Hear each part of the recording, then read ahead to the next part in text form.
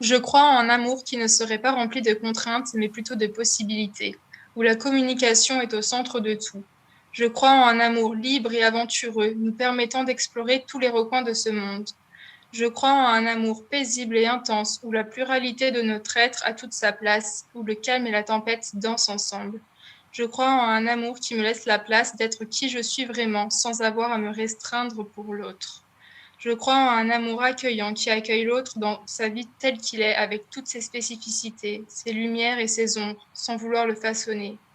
Je crois en un amour élévateur qui, au lieu de nous enchaîner, nous guide ensemble vers un endroit enchanté. Je crois que je peux être moi, que tu peux être toi et que nous pouvons être nous, tout cela en même temps. Je ne crois pas au 1 plus 1 est égal 1, mais au 1 plus 1 est égal 3. Toi, moi et nous. Dans un monde où la question de la mort est souvent taboue, où vivre un deuil signifie encore être jugé, provoquer de la gêne, de l'incompréhension, quand ce n'est pas de la pitié, la grande question est celle-ci. Comment des orphelins comme nous, qui avons vécu très tôt la mort d'un parent, qui ne voulons pas porter ce poids sur nos épaules toute notre vie, ni qu'il impacte nos relations actuelles, comment nous pouvons y donner un sens nouveau, construire des relations plus profondes, et surtout, comment nous reprenons le pouvoir sur nos vies. Mon nom est Johan, et bienvenue chez les orphelins résilients. J'ai rencontré Lauriane au cours d'une formation sur le deuil. Elle y venait avec une amie, sa complice Sylvie, avec qui elle œuvre pour l'association Couple et Famille. Ensemble, elles organisent des rencontres entre adultes endeuillés, entre personnes endeuillées, dans la commune de Saint-Denis-les-Bourgs, à côté de Bourg-en-Bresse, dans le département de l'Ain. Elles appellent ces rencontres des cafés deuil. Parler simplement autour d'une boisson chaude, d'un thé ou d'un café, dans la convivialité, la bienveillance, respect et humour.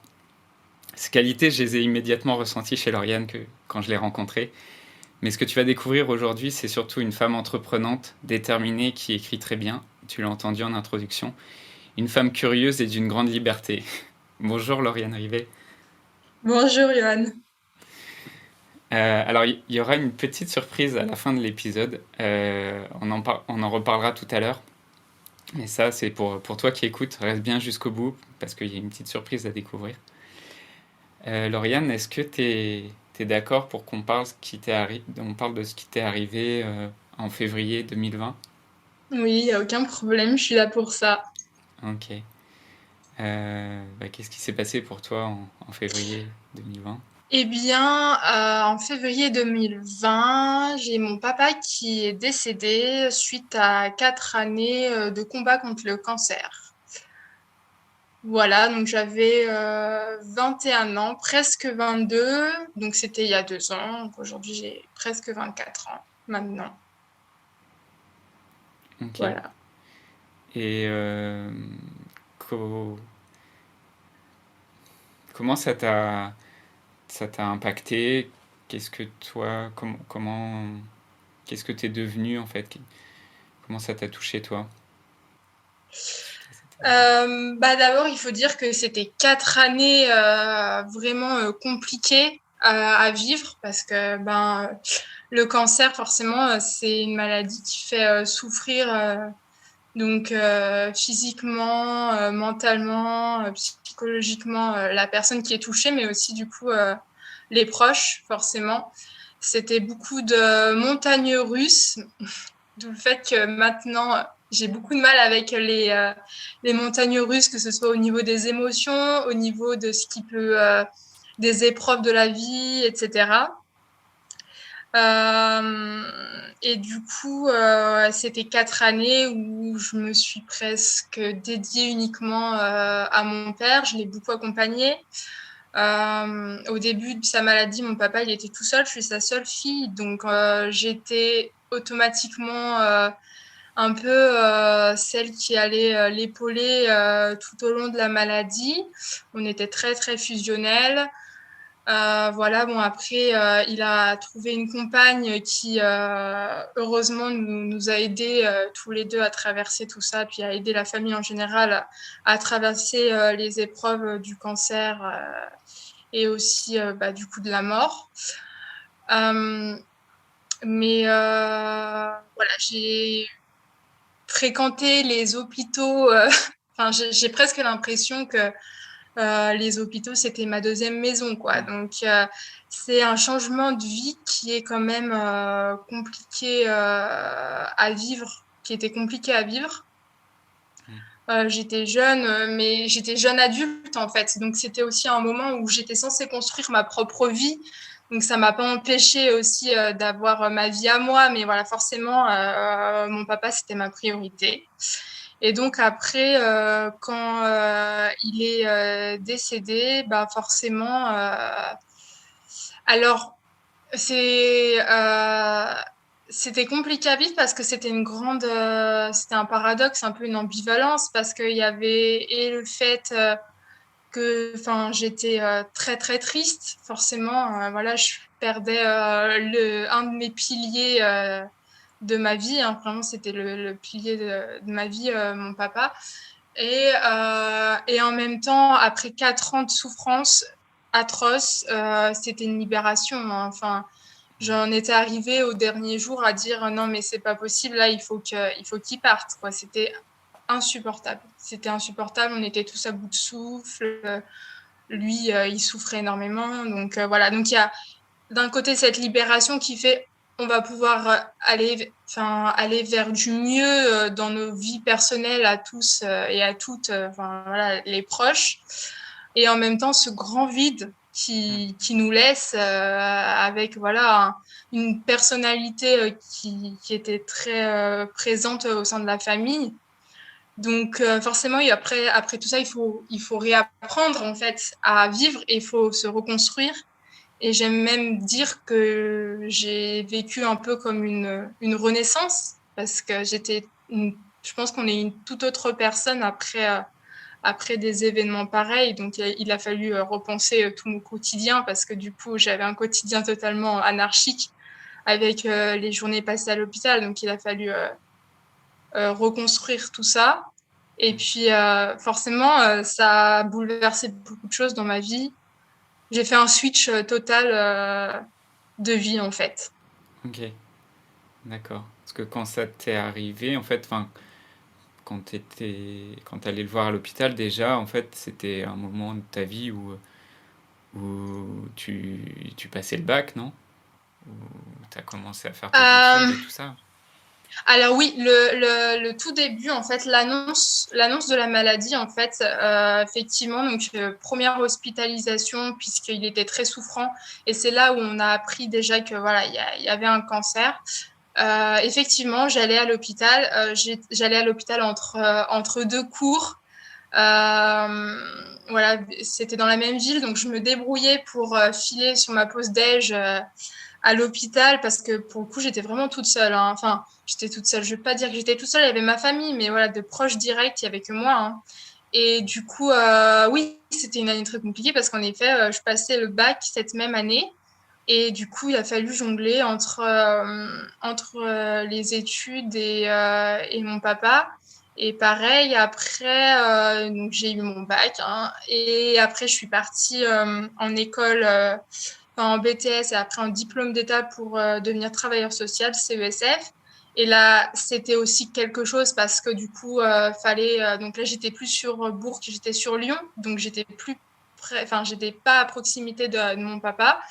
Et forcément, quand il avait des hospitalisations parce que du coup son état chutait, c'était très compliqué de devoir suivre et seulement les cours et en même temps bosser pour le diplôme et en même temps être auprès de mon papa. Donc j'avais des profs très compréhensibles et du coup très compréhensifs, et ce qui fait que j'ai manqué beaucoup de cours et ça n'a pas impacté forcément mes notes ou quoi, mais c'était compliqué à ce niveau-là.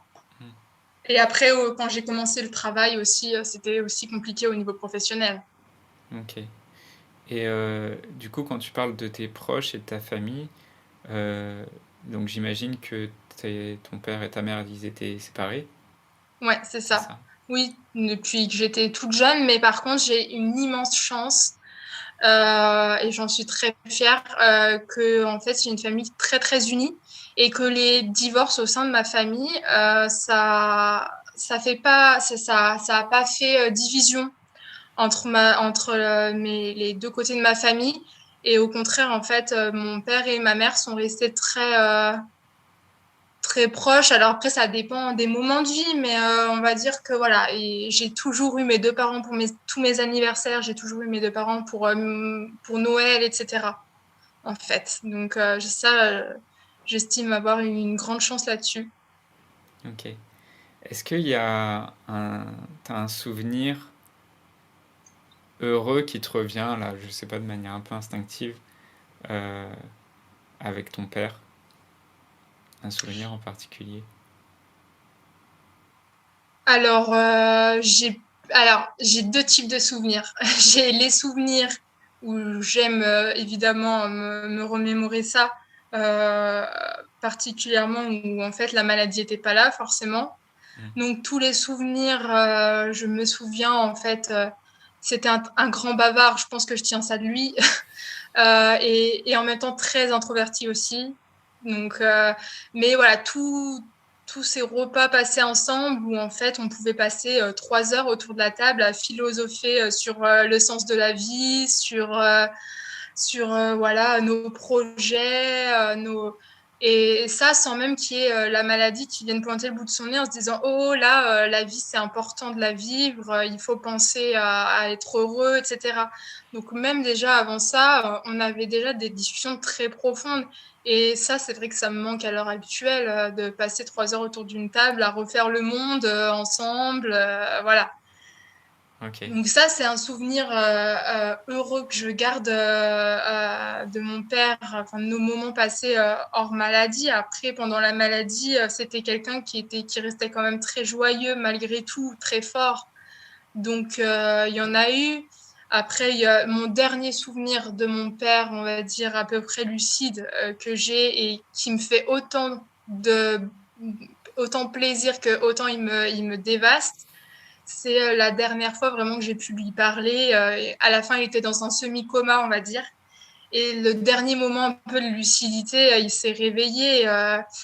Et en fait, on s'y attendait pas. On pensait vraiment qu'on n'allait plus jamais pouvoir lui parler un peu avec lui. Et en fait, il s'est réveillé. C'est un peu ce qu'on appelle le dernier souffle de vie. Je sais pas si tu connais enfin voilà, quand il y a des grosses maladies, mais et là où les personnes, c'est extraordinaire parce qu'en fait, tu as l'impression qu'elles reviennent à la vie, puis qu'en fait, demain, elles vont retourner à la maison et tout va bien se passer. Et donc voilà, il se met debout enfin il se met assis sur le lit alors qu'il n'avait pas pu se relever depuis 2 semaines et il demande un jus d'ananas. Il me dit Lauriane, va trouver un jus d'ananas. Je lui dis mais papa, enfin on est à l'hôpital, tu veux que je fasse comment? Et il voulait son jus d'ananas. Je pense qu'il était un peu dans un certain délire, enfin avec tous les médicaments qu'il lui donne, mais c'était. Et puis alors j'ai retourné à l'hôpital, j'ai dit non mais vous me trouvez un jus d'ananas en fait. Il y a pas à chercher et ils ont trouvé un jus d'ananas, mais c'était inouï quoi. Et en même temps c'était. Enfin et après ce moment-là, j'ai vu il réalisait vraiment ce qui se passait et la peur dans ses yeux là, c'était très traumatisant pour le coup. Mais voilà, c'est un peu toute cette ambivalence et ces paradoxes qui ont mouvementé, enfin qui ont vraiment traversé ma vie dans ces moments-là en fait. Ouais. Comment il s'appelait ton père? Jean-François. Ok. Donc c'est ce trait de caractère que tu retiens de ton père et que tu gardes en toi, ce côté philosophe. Oui, voilà, c'est ça et en même temps philosophe mais très simple en fait, dans une simplicité inouïe en fait, ouais, c'était ça. Et si t'avais la Lauriane, tu m'as dit, t'avais 21 ans quand il est mort? Ouais, presque 22. Ouais. Si t'avais la Lauriane de 21 ans devant toi qui vient de perdre son père, et aujourd'hui, qu'est-ce que t'aurais envie de lui dire? Euh, J'aurais envie de lui dire que ça sera pas facile, parce que c'est pas facile, mais que il y a enfin que ça change une vie, mais pas que négativement en fait. Qu'il y a des choses, et ça je me le suis toujours dit en fait. Je pense que déjà j'étais dans cette conscience-là, dans cette préparation mentale à ce que j'allais vivre, mais de dire que de toute façon en fait c'était presque mon destin. et que ça pouvait pas être autrement, que je devais vivre ça pour ensuite me relever encore plus forte et puis pouvoir vivre en fait une vie épanouie. Parce que maintenant, je pense que depuis cet événement, depuis tout ça, je peux plus concevoir de faire des choses ou d'être dans une vie même à 50% satisfaisante, c'est pas possible. Non, il faut que faut que je sois vraiment alignée avec tout ce que je fais, avec tout ce que j'entreprends, parce que sinon je me dis non, c'est pas ce qui, enfin, on n'a qu'une vie, et je crois que c'est aussi ça, c'est la renaissance. Enfin, j'insiste là-dessus, mais c'est vraiment enfin, c'est la chenille qui devient papillon, parce que on prend conscience de tellement de choses. C'est tellement dur. Franchement, je compte plus le nombre de fois où je me suis effondrée et où je m'effondre encore. Mais en même temps, je suis la première à dire que la vie, elle est magnifique, en fait. Et je pense même que la mort peut l'embellir. C'est dur et en même temps, ça fait partie de la vie. Et sans ça, je pense qu'on n'aurait pas la même saveur à la vie. Ok. Qu'est-ce qui t'a, qu'est-ce qui t'a aidé à devenir qui tu es aujourd'hui? Est-ce qu'il y a des, peut-être tu peux penser à des personnes, à des guides ou des mentors ou je sais pas, des films, des livres qui t'ont touché ou qui t'ont guidé? Bah, je pense déjà que mon père, il en est pour, il a vraiment sa part là-dedans parce que je pense que si on n'aurait pas pu préparer ce décès-là ensemble, si on n'aurait pas pu parler de tout ça librement, c'était quelqu'un qui avait pas de tabou. Il a préparé sa mort, hein, il a vraiment tout préparé. J'avais pas vraiment de décision à prendre ou quoi que ce soit en amont ou après sa mort. Et on a pu vraiment parler de tout sans tabou, vraiment. Et ça, je pense que ça aide beaucoup et c'est ce que j'essaye aussi de véhiculer maintenant bah, avec tout ce que j'entreprends, avec les cafés deuil et puis même dans ma vie au quotidien, c'est de dire mais il faut en parler en fait, il faut parler de la mort, il faut parler des décès. Euh, et parce qu'en fait, sinon, effectivement, on est dans une incompréhension, on est dans un désarroi total. Et donc déjà, ça m'a aidé, ça a fait, je dirais, 80% du boulot, quoi. Et puis après, quand il était à l'hôpital, moi, c'est là que j'ai vraiment commencé à m'intéresser un peu à tout ce qui était développement personnel. J'avais déjà un peu un pied dedans, mais c'est là vraiment où je me suis dit, il me faut une bouée de sauvetage autre que mon père, parce qu'à un moment, il sera plus là. Donc, il faut que je me raccroche à quelque chose. Donc, je me raccrochais à ma famille, évidemment, qui a toujours été soutenante. Mais il me fallait quelque chose d'extérieur qui soit solide, en fait, quelque chose qui s'effondrait pas. Et donc, tout ce qui est développement personnel, tout ce qui est spiritualité, je me suis vraiment créé mon environnement avec tout ça. Et je sais que je lisais beaucoup quand j'étais à l'hôpital parce que forcément, il n'y a pas Ouais. grand chose à faire à part les moments où on pouvait encore parler et philosopher ensemble. Mais bah, je l'ai pris pas loin de moi, tu vois. Je lisais le livre des 5 regrets des personnes en fin de vie. Je sais pas si tu connais. C'est un livre de Bronnie Ware, je Ouais, sais pas ouais, trop comment Bronnie ça Ware, se ouais, je Bronnie connais. Ware, ouais, qui était infirmière en soins palliatifs. Et bon, je l'ai annoté de partout ce livre, mais donc je le lisais à l'hôpital. Je pense que vraiment, les infirmières, quand elles passaient et qu'elles voyaient les bouquins que je lisais, elles devaient se dire, bon, ok, elle s'y prépare et elle fait pas les choses à moitié, quoi. Mais pour moi, c'était hyper important de savoir un peu, de me préparer et puis en même temps, ça me rassurait beaucoup parce que dans ce livre, il y a beaucoup de témoignages de fin de vie et en fait, c'est beau, c'est des belles fins de vie et j'avais envie de me dire que ça serait une belle fin de vie, en fait. J'avais besoin de me raccrocher au beau. Et voilà, et ce livre, il nous a ouvert, enfin voilà, après il y avait ma belle-mère, donc la compagne de mon père, mais c'est là où on a pu comprendre plein de choses, on a pu comprendre qu'on n'était pas obligé de rester, de rester H24 dans la chambre si jamais il allait mourir, non, que justement en connaissant mon père, il fallait le laisser seul, enfin voilà, c'était plein de clés en fait qui m'apaisaient et qui faisait que j'avais un peu le contrôle un petit peu aussi sur la situation parce que j'étais, parce que je ne suis plus vraiment, mais une personne qui qui avait besoin d'avoir quand même la main sur beaucoup de choses. Donc, c'était un peu ma bouée de sauvetage pour, enfin voilà, tout ça. C'est comme si, c'est comme si tu étais en même temps en train de vivre la situation et en même temps tu étais en train d'apprendre. Comme si avec C'est ce ça. livre, ouais. Ouais, c'était comme si en fait j'étais dedans, mais en même temps j'étais à l'extérieur et j'analysais ce qui se passait. J'étais en même temps moi et j'étais en même temps une autre personne, une autre qui regardait la situation et qui était, ouais, qui juste voyait les choses et analysait pour mieux comprendre. J'avais besoin de cette compréhension et j'avais besoin en fait de remettre un ordre dans tout ça. Parce que c'est vrai qu'on se pose beaucoup la question de pourquoi ça nous arrive à nous, surtout que mon père, ça a toujours été un exemple pour beaucoup de personnes.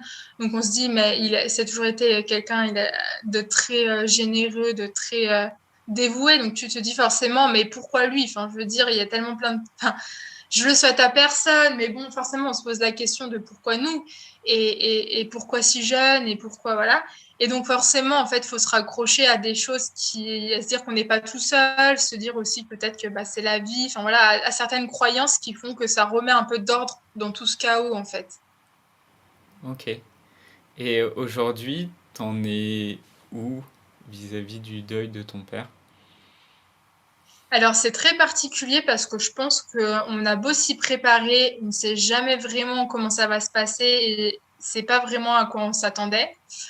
Voilà, il y a toutes les étapes du deuil, bah, notamment qu'on a pu voir ensemble en formation d'accompagnement du deuil, mais malgré ça, qui sont très justes, mais et comme ça nous a été expliqué aussi, c'est un petit peu tout désordonné également en fait. C'est-à-dire que moi, je m'attendais quand même à ce qu'au bout d'un an, ça aille mieux. Il y a toujours cette pression un peu de se dire, ouais, bon, ok, on va passer le premier anniversaire, puis après, ça ira mieux. Et en fait, moi, je crois que, bon, après, c'est propre à moi-même. Peut-être que je suis un petit peu hors norme, entre guillemets, mais je sais pas. Ça serait intéressant d'avoir aussi le témoignage d'autres personnes, peut-être dans ma situation, mais au bout d'un an, ça allait pas mieux. Mais en même temps, j'ai jamais été dans une détresse folle parce que mon deuil, je l'avais commencé bien avant la mort de mon père, en fait. C'était déjà un deuil, le fait le deuil de la personne en santé, le deuil. Ben voilà, on s'y préparait. Et du coup, ça fait que ça n'a pas été un choc, même s'il faut apprendre à vivre sans. Mais en fait, je pense que mon cerveau, malgré toute cette préparation, il s'était mis un peu comme dans un déni de dire ouais ok mais bon peut-être qu'il est parti faire le tour du monde, tu vois, ça prend du Ouais. temps de faire le tour du monde. Voilà, et puis moi quand j'étais enfant, mon papa il partait, il était chauffeur routier, donc en fait il partait pendant toute la semaine, voire des fois plus quand il y avait les moissons ou quoi, pendant un mois, des fois je le voyais quasiment pas. Donc en fait je pense que j'étais habituée aussi au fait de pas voir mon père un certain temps. Voilà, et donc je pense que mon cerveau il se protégeait aussi là-dessus. Mais plus le temps passait, plus moins il pouvait se dire qu'il allait revenir. Donc forcément, encore maintenant, encore au bout de 2 ans, je crois que c'est moins vif, mais le manque il est quand même là. Mais Ouais. c'est pas quelque chose qui va m'empêcher d'avancer. Je vais pleurer un bon coup, je vais être effondrée un moment et après mais forcément, ça revient encore. Il y a plein de souvenirs qui reviennent. Il y a les rêves, il y a les films que tu regardes et où ça te replonge dans une situation. Il y a des témoignages, enfin forcément. Donc c'est toujours là. Mais je crois faut se faire à l'idée que ça sera toujours là. Et Ouais. en même temps, j'avais peur d'oublier. Et là, je me rends compte que je pourrais jamais oublier. Ouais. Ce qui est incroyable dans, dans ton parcours et dans ce que tu racontes, c'est vraiment que tu t'es préparé à ça et quelque part ça t'a donné déjà une certaine forme de résilience euh, Mm.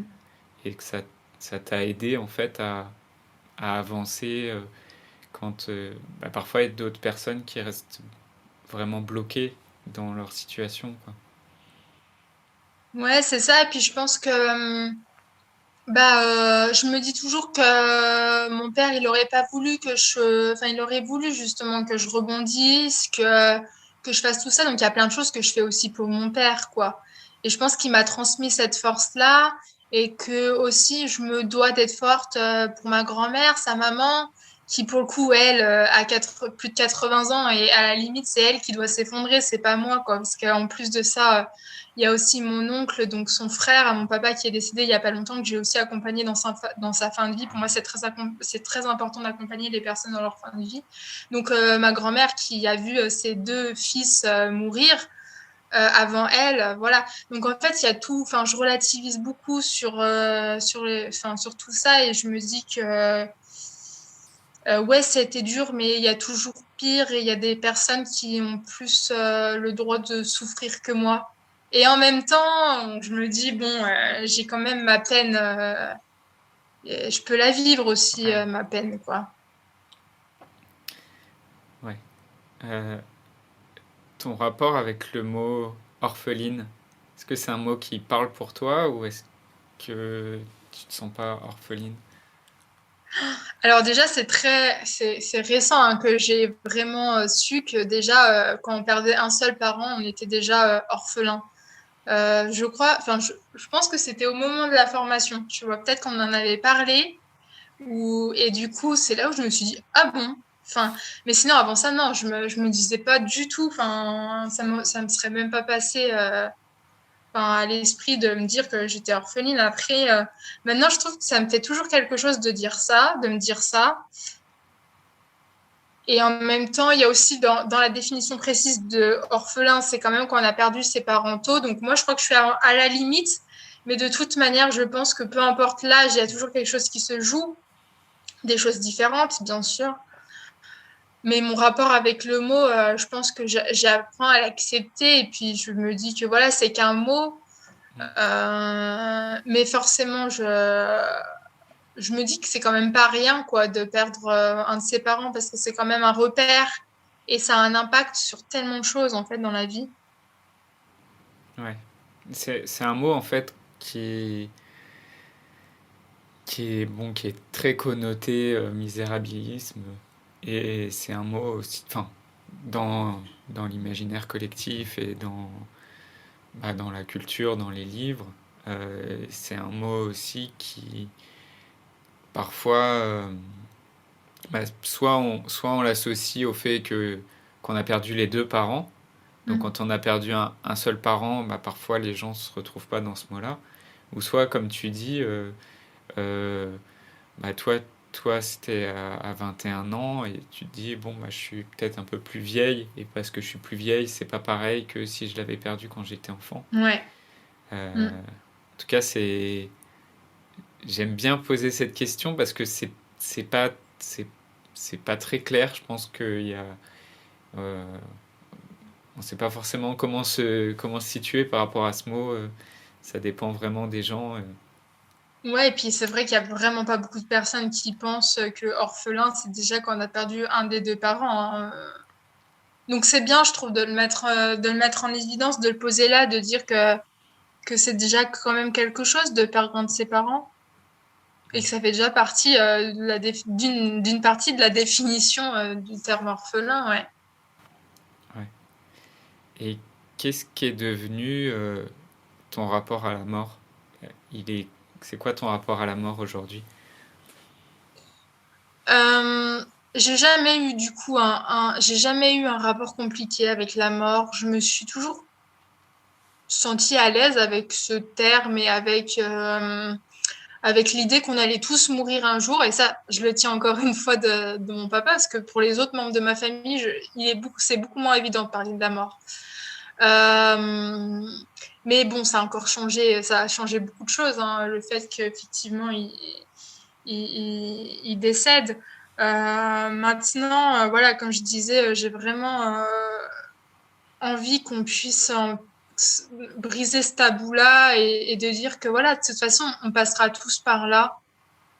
Et je trouve ça bête qu'on taise ça, sachant qu'en fait, c'est une peur chez beaucoup de personnes, quoi. Enfin, il y a énormément de personnes, ça les terrorise et ils veulent pas en parler. Et ce truc de dire, bah, si on en parle, ça va nous porter malheur, je suis pas sûre. Hein.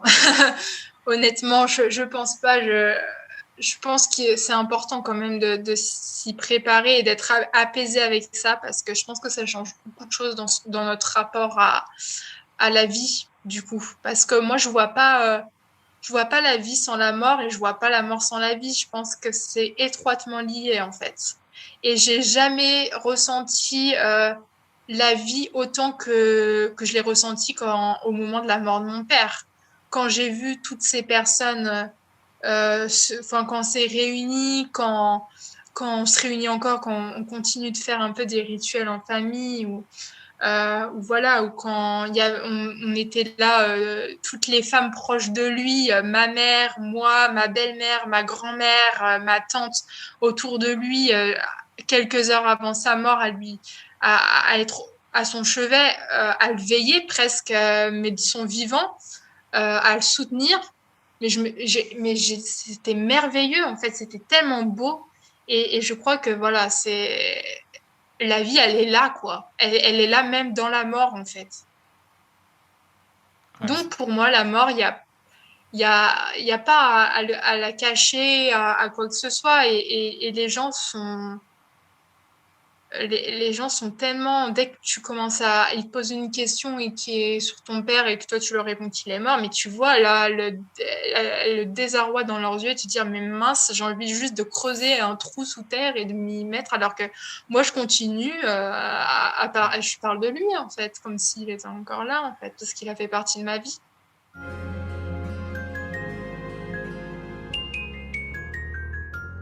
on va faire un petit saut dans le présent et dans tes projets. Mais avant de parler de tes projets, est-ce que tu t'es OK aussi pour parler un peu de ton couple, Ouais, pas de souci, avec de, plaisir. de comment ton deuil impacte ou pas ton couple et c'est quoi Mm. ton rapport dans le couple? Alors déjà, ça a été, j'ai réfléchi un peu à ça. Et alors récemment, je me suis dit, c'est quand même fou comment la mort de mon père, ça a impacté ma vision de l'amour et du couple.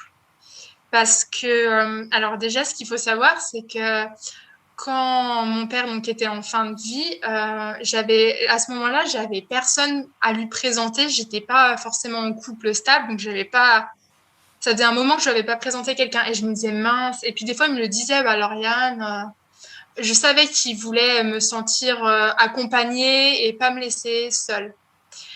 Et du coup, euh, j'ai rencontré un homme et tout de suite, ça s'est fait très vite parce qu'en fait, il fallait que mon père me sente, j'avais besoin que mon père me sente soutenu et en sécurité et accompagné, que quelqu'un prenne un peu son relais, quoi.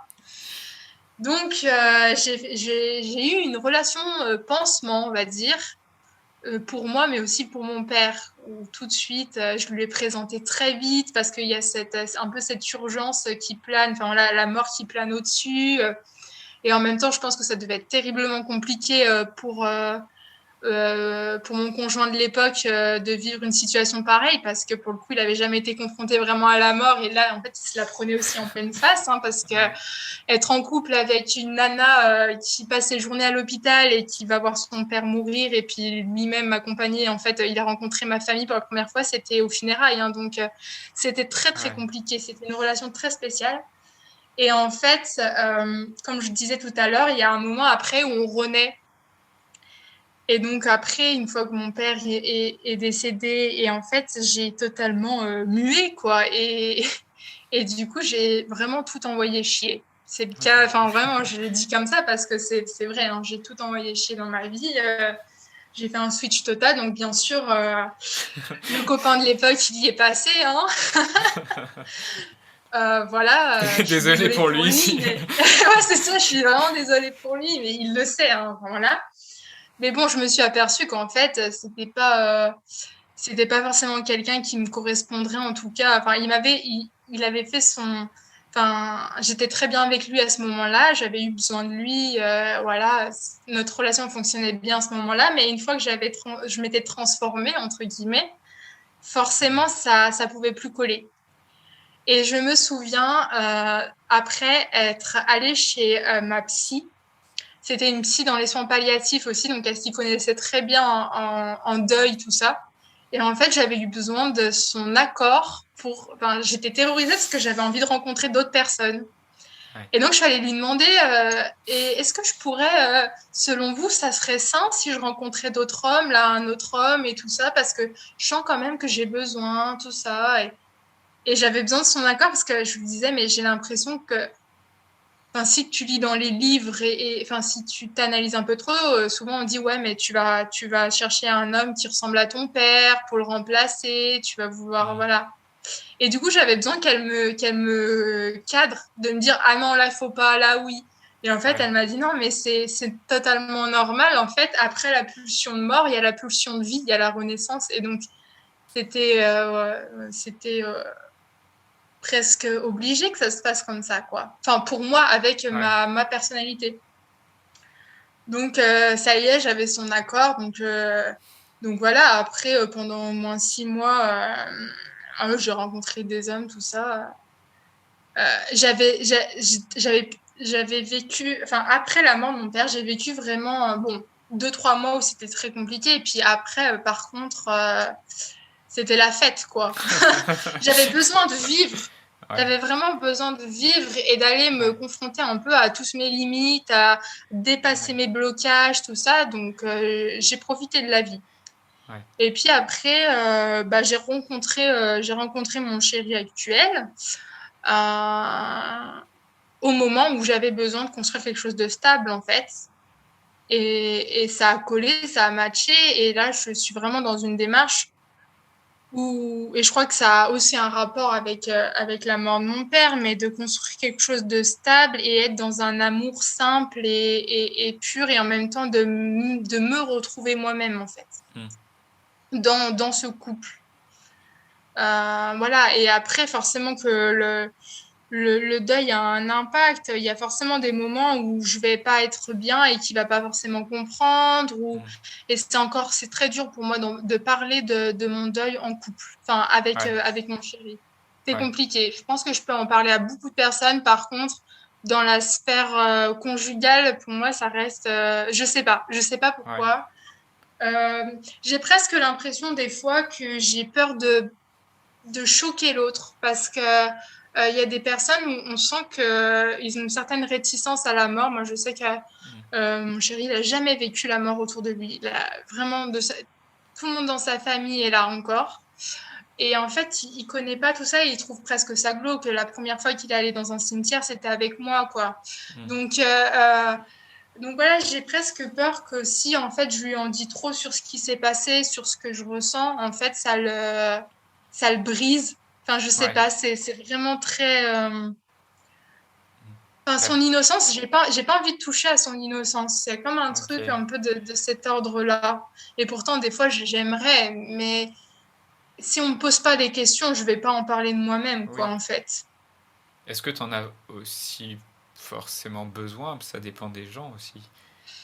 Je pense qu'à un moment, j'en avais besoin et je pense que maintenant, comme j'arrive à en parler autrement, à m'exprimer bah, avec les cafés d'œil, et là, tu vois, par exemple, avec toi, enfin, voilà, avec d'autres personnes dans d'autres cadres, j'ai plus trop ce besoin. Mm. Et parfois, je vais lâcher et je vais lui dire que là, ça va pas parce que mon père me manque, quoi, mais Mm. ça va jamais aller bien plus loin, quoi. Ou alors, je vais écrire et je vais lui faire lire ce que j'écris. Ok. Ça va plus passer par l'écrit, alors. Ouais. Peut-être, peut-être parce que c'est difficile. Enfin, c'est pas évident de parler sentiments et émotions avec un homme, dans le sens. Enfin, Ouais, ouais. ouais, c'est ça parce que, enfin, oui, puis c'est personnel, quoi. Et c'est compliqué d'en parler avec une personne qui n'était pas là quand ça s'est passé, en fait. Et qui, forcément, n'a pas connu, ne sait pas ce que c'est que perdre quelqu'un aussi. On peut s'imaginer, mais on peut pas vraiment comprendre.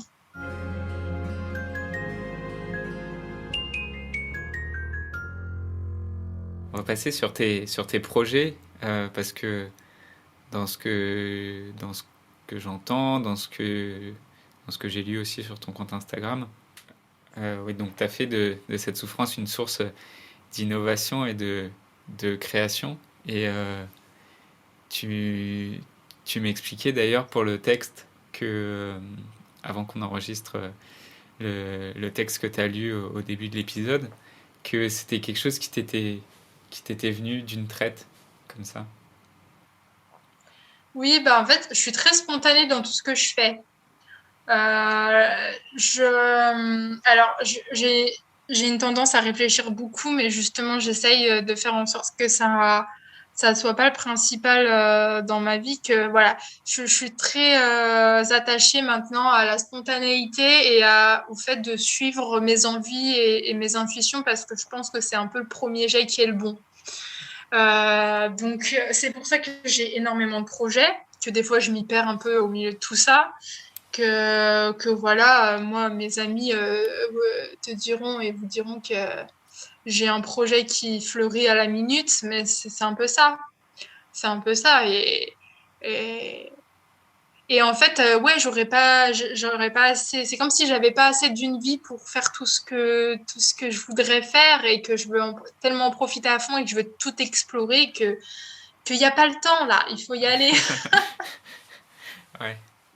D'ailleurs, sur ton compte Instagram, il y a marqué conseillère conjugale et familiale en devenir, ambassadrice Love Boutique, accompagnement du deuil. Euh, on, on peut commencer par, par les cafés deuil que tu fais avec Ouais, l'association C'est parents et famille, couple et famille. couple et famille. Euh, Oui, bah alors les cafés deuil, c'est venu en fait lors d'une discussion avec Sylvie. Avec Sylvie en fait, on s'est rencontrés dans une conférence qui traitait un peu bah, des traumatismes et du deuil. Et on s'est rencontrés. Il s'avérait qu'on avait une connaissance commune hein, qui était ma tante. Et en fait, on s'est rendu compte en parlant que donc ayant vécu toutes les deux le deuil il n'y avait pas grand-chose qui existait pour, euh, pour parler en fait de tout ça, pour parler du deuil, de ce qu'on vivait, pour voilà, qui est un peu un soutien, mais entre pairs en fait. Entre personnes qui avaient toutes vécu le deuil. Et on s'est dit non mais c'est pas possible, il faut qu'on fasse quelque chose. Donc c'est parti de là. Et après, donc elle était conseillère conjugale et familiale à couple et famille. Euh, et du coup, bah, on a décidé, enfin le deuil c'était une de ces thématiques, on va dire, qu'elle pouvait aborder au niveau de son métier. Donc on a pris un peu enfin, on a ouvert cette porte et puis on a dit on va créer quelque chose. On va créer quelque chose. Et donc on a fait ça, on a construit le projet. Ça a mis plus d'un an parce qu'en plus on était donc en période Covid, hein, bien sûr, confinement, tout ça, tout ça. Donc ça a mis très longtemps à se construire et pour aboutir là sur les cafés deuil qu'on fait depuis juin dernier, donc une fois par mois, effectivement, comme tu le disais, à côté de Bourg-en-Bresse. Et, euh, et en fait, c'est magique parce que ce qui s'y passe, c'est la vie. La vie au milieu de la mort. Parce qu'on parle de la mort, mais il y a tellement de solidarité, de solidarité qui se tisse, de moments de vie qui sont vécus ensemble que, enfin voilà, et il y a des personnes vraiment qui n'avaient pas parlé pendant des années, qui se retrouvent au Café Deuil et en fait, il n'y a pas de tabou. On est avec des personnes qui ont vécu la même chose, ou plus ou moins que nous, mais qui ont ressenti des choses comparables et voilà. Donc, c'est que du bonheur en fait, ces Cafés Deuil et ça a une importance phénoménale. Donc voilà, on va essayer de les développer un peu plus sur tout le département. On est en train et de créer un peu un maillage partenarial sur le département. Mais voilà, donc c'est vrai que ça me prend aussi une bonne partie de mon temps parce que c'est du bénévolat, mais ça a demandé beaucoup de travail. Mais C'était très, très important et c'est toujours très important pour moi. J'ai entendu quelque chose dans une interview que tu as faite pour RCF. Vous Ouais, parliez d'un jeu, du jeu du Camino. Parce oui. que ça m'intéresse pas mal. Je trouve que dans ce que tu fais, le jeu, ça revient pas mal. Ça revient dans différents endroits de ta vie. Oui, c'est vrai, j'avais pas vu ça comme ça, mais tu as raison.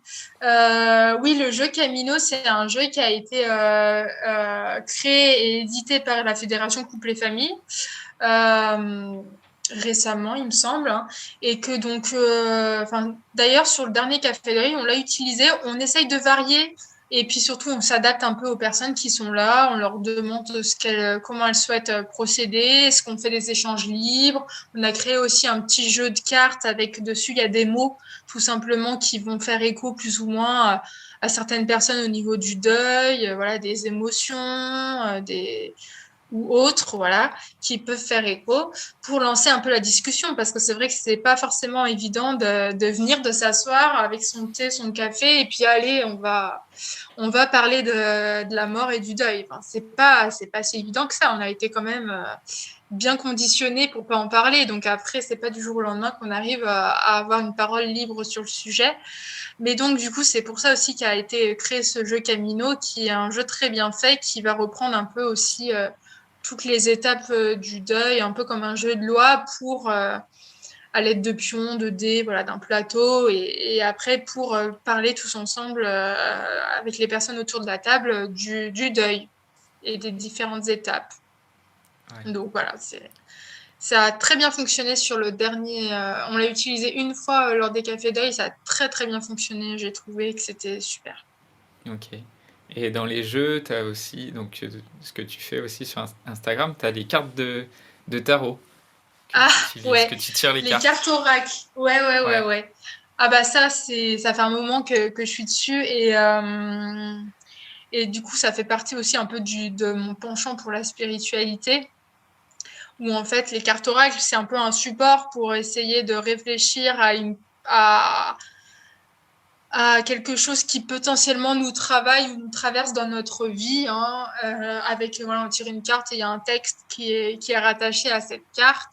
Et souvent, c'est des très belles cartes. Moi, ça me parle énormément. Je sais que mon père, il en a vu et revu, enfin, il en a tiré et retiré des cartes parce que c'était mon cobaye pour tirer les cartes et je l'ai ramené à l'hôpital et voilà.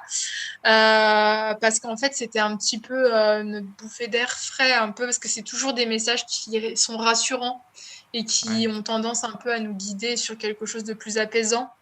Et, euh, et oui, c'est vrai que du coup, j'ai appris un peu voilà, à tirer et à interpréter les cartes. Il y a je mets aucun don là-dessus, c'est juste un bon moment à passer avec des messages rassurants et aussi qui font cheminer intérieurement, je trouve. Voilà, il y a même des psys hein, qui les utilisent juste pour lancer la discussion sur un sujet. Et c'est vrai que maintenant, j'ai pris parti de faire des lives d'ailleurs sur Instagram sur les tirages de cartes, tout ça, et ça plaît pas mal. Enfin, j'en ai fait un, je vais faire mon deuxième live très prochainement, ce soir même.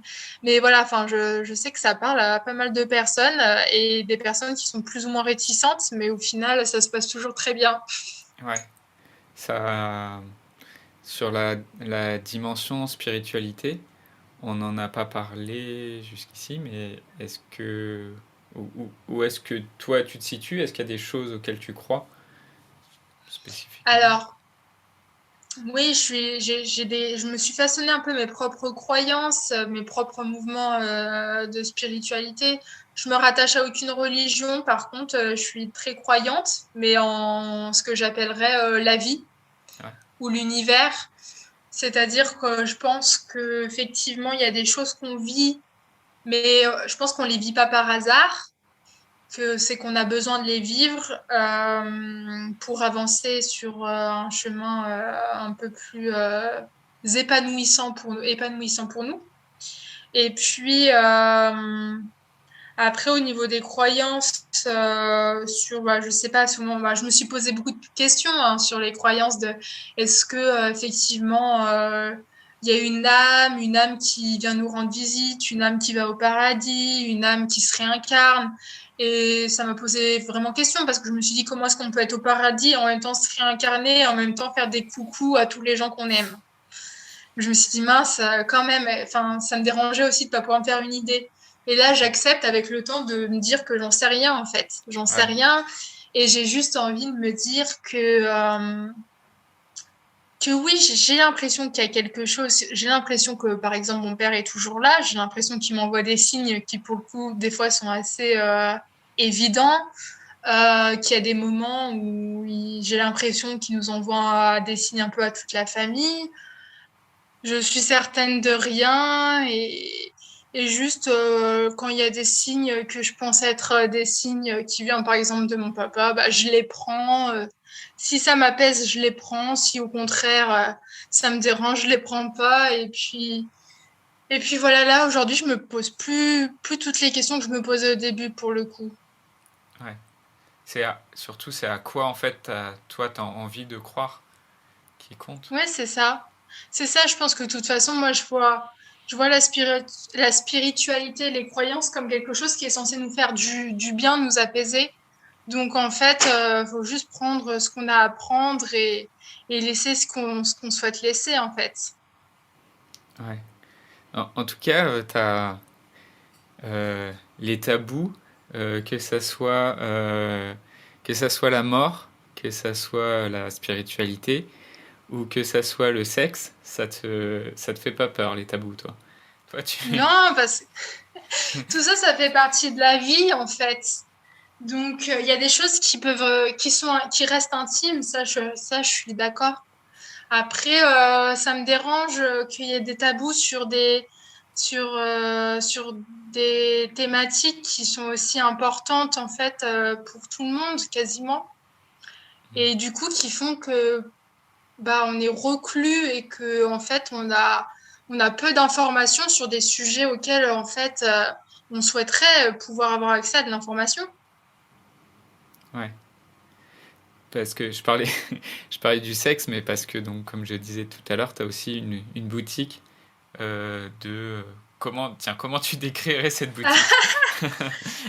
J'ai du mal à décrire mon activité pour Love Boutique. En fait, du coup, j'ai rejoint Love Boutique, qui est une entreprise qui vend via des réunions, ce qu'on appelle le VDI, de la vente à domicile indépendante. Et donc, eux, ils sont spécialisés dans les produits pour adultes, les produits érotiques. Voilà. Donc, tout ce qui est lingerie, cosmétiques érotiques, sextoys, etc. Tout ce qui concerne, en fait, l'érotisme pour les adultes. Et en fait, donc du coup, voilà, je fais des réunions à domicile où j'accentue aussi beaucoup ces réunions, pas que sur la vente, mais aussi sur tout ce qui est sexualité, tout ça, en fait, aussi pour enlever les tabous et puis qu'on puisse discuter tous ensemble, que ce soit entre nanas, mais aussi entre couples. J'ai aussi des réunions entre couples.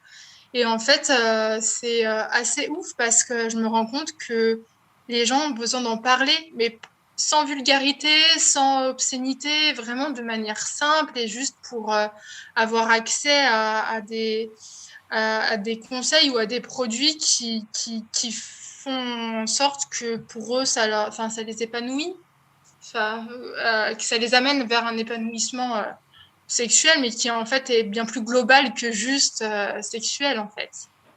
Ouais.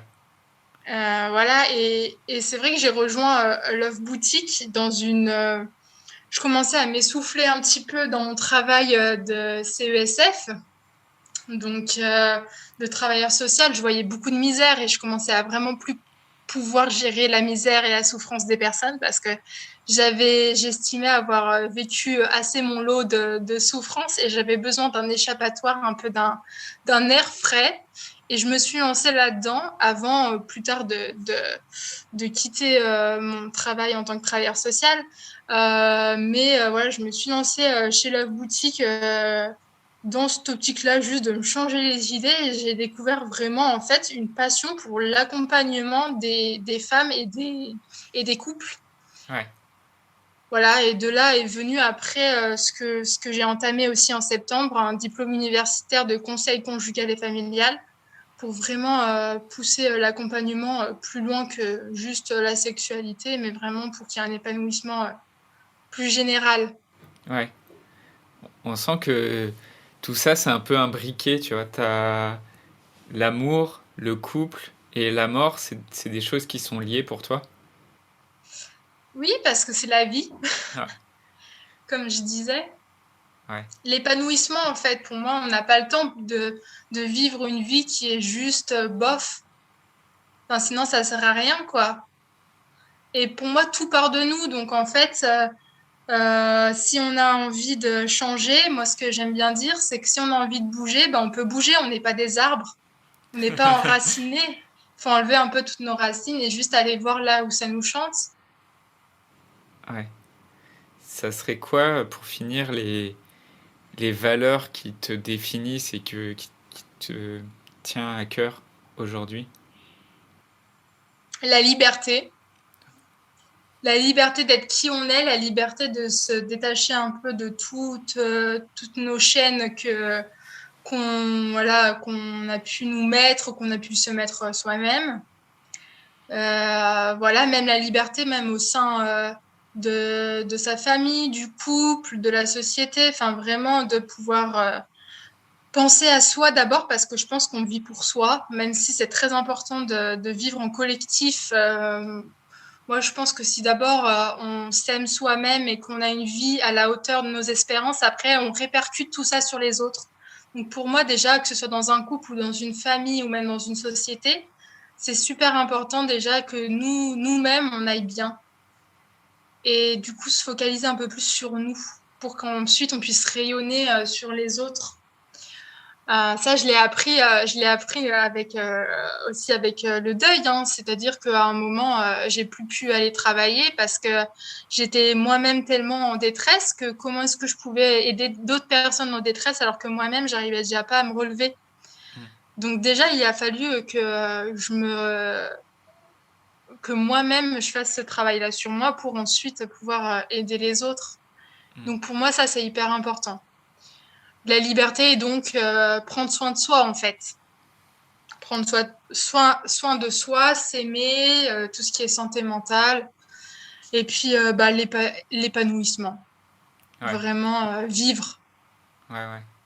Et Ben, ça, tout ça, c'est mes valeurs et c'est pourquoi j'œuvre, j'essaye d'œuvrer en fait un peu au quotidien, quoi.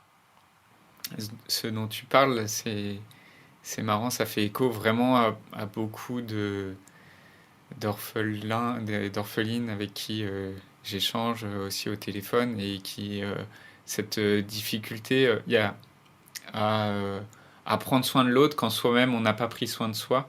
Et il y a une image que j'aime bien, c'est l'image du masque du masque à oxygène dans l'avion où on dit aux parents que bah, la première chose qu'ils doivent faire si jamais Mmh. l'appareil se dépressurise, c'est de mettre leur Ouais, propre masque à oxygène avant de mettre celui sur le visage de leurs enfants, parce que si eux s'évanouissent, les enfants seront incapables de les aider. tout à fait. Ah ouais, ça me parle. Et aussi, moi, ce qui me parle bien, c'est l'histoire, enfin, toutes les blessures émotionnelles qu'on peut vivre. Lise Bourbeau, je sais pas si tu connais Wallace Tutter, qui dit et qui met aussi cette image du gant sur la main, c'est-à-dire qu'à un moment, tu as vécu quelque chose de douloureux, donc tu as une cicatrice, mais que tu jamais vraiment, tu as une plaie plutôt, tu jamais vraiment fait cicatriser. Et puis que t'as jamais vraiment soigné, donc tu vas juste, tu l'as sur la main, tu vas juste mettre un gant pour la cacher pour que personne puisse la voir. Et puis le jour où quelqu'un te tend la main, tu vas prendre la main, mais en fait ça va te faire mal, donc tu vas lâcher quoi. Et du coup tu vas rejeter l'autre parce que en fait toi-même, tu t'es pas soigné toi-même en fait. Ah oui, Donc ouais, c'est des choses qui me parlent carrément. c'est une belle métaphore, oui. Bah merci, Lauriane, d'avoir partagé ton expérience. Euh, Merci à toi, Johan. C'était et, euh, super. et donc, avant de partir, comme annoncé, une petite surprise, un cadeau pour la première personne qui viendra m'envoyer un petit message après avoir écouté cet épisode, message privé sur Facebook ou sur Instagram. D'ailleurs, je salue Karine, qui a gagné le livre de Karine Dufour et d'Elisabeth Bost, qui a été assez réactive et qui a déjà gagné ce livre-là. Et là, pour cet épisode, du coup, c'est quelque chose de ta boutique que je vais offrir. Mhm. Un chéquier Kama Ouais, un Sutra. petit chéquier. Ouais, un petit chéquier challenge. Après, on a différentes versions. On pourra laisser choisir. Ouais. Si tu veux que j'explique un petit peu ce que Ouais. c'est, Johan. C'est un petit chéquier avec dedans des petits challenges. Donc, il y a différentes versions. Donc, c'est un chéquier érotique qui peut très bien s'utiliser en couple, mais aussi pourquoi pas avec d'autres partenaires. Enfin bon, on peut imaginer, j'aime bien détourner un peu tous ces objets qui nous donnent des idées de petits challenges à réaliser, qui nous poussent un petit peu peut-être des fois hors de notre zone de confort, mais zone de confort vraiment restreinte. Il faut toujours rester là où on est confortable, mais un peu sortir de notre quotidien pour un peu se challenger et être épanoui dans notre vie intime, on va dire. Voilà, ça amène un peu à ça, ces petits chéquiers challenge. Un peu de créativité, quoi. C'est ça, tout à fait. Et Et un peu de donc, joie. c'est ça. Et donc, pour des personnes autant en couple que célibataires, on ne sait jamais, ça peut, Oui. ça peut aussi pimenter. Voilà, un peu de découverte. Ok, super. On peut te retrouver sur Instagram. Ouais, c'est là où je suis la plus active. Ouais. Donc, mon Instagram, c'est vie en douceur, vie.en.douceur. Ok, super. Bah, merci, Lauriane. Merci à toi, Johan. C'était vraiment super cet échange, très intéressant et très riche. Je te remercie. Je voudrais te remercier d'avoir écouté cet épisode et j'espère sincèrement que ce que je t'ai partagé aujourd'hui t'a aidé. Si ça t'a aidé, alors assure-toi de le partager avec quelqu'un d'autre qui en a besoin. J'ai créé récemment un groupe Facebook qui rassemble des orphelins ayant pour mission de partager leur expérience et de s'entraider. Ce groupe s'appelle Orphelins Résilients et l'accès est gratuit. Tu peux retrouver tous les détails pour rejoindre le groupe dans la description du podcast. Orphelins Résilients, c'est une communauté d'orphelins entreprenants, audacieux, ayant réellement envie de faire une différence dans leurs relations auprès de leurs proches et avoir une vie de couple inspirante. Dans ce groupe, tu retrouveras des interviews d'experts et d'artistes, des questions-réponses, des lives et des méditations, et surtout un groupe d'orphelins motivés, courageux et bienveillants.